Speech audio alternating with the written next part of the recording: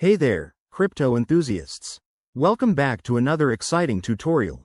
Today, we're tackling how to transfer USDT from Coinbase to Ledger Nano X in 2025. If you're looking to boost your crypto security by moving your USDT to a hardware wallet like the Ledger Nano X, you're in the right place. This process is straightforward, but always remember, we're dealing with digital assets, so double-check everything to avoid any mishaps. First things first, make sure your Ledger Nano X is fully set up and updated. In 2025, Ledger devices come with enhanced security features, so head to the Ledger Live app on your computer or mobile device and ensure it's connected via USB or Bluetooth.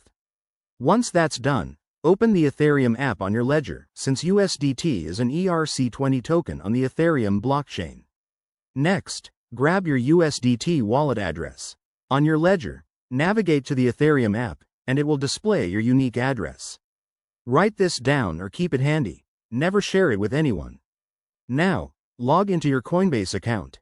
Go to your dashboard, select your USDT balance, and click on the Withdraw or Send button. In the withdrawal form, choose the Ethereum network for USDT, as that's how it'll reach your Ledger. Paste the wallet address you got from your Ledger into the recipient field. Double-check for any typos because one wrong character could send your funds into the void. Enter the amount you want to transfer, but be mindful of network fees. These can vary based on Ethereum's gas prices in 2025. Before you hit confirm, review the details, the amount, the address, and the fees. Once you're sure, go ahead and authorize the transaction.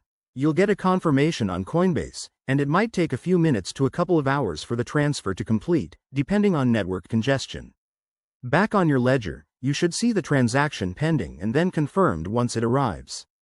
Voila! Your USDT is now safely stored on your hardware wallet.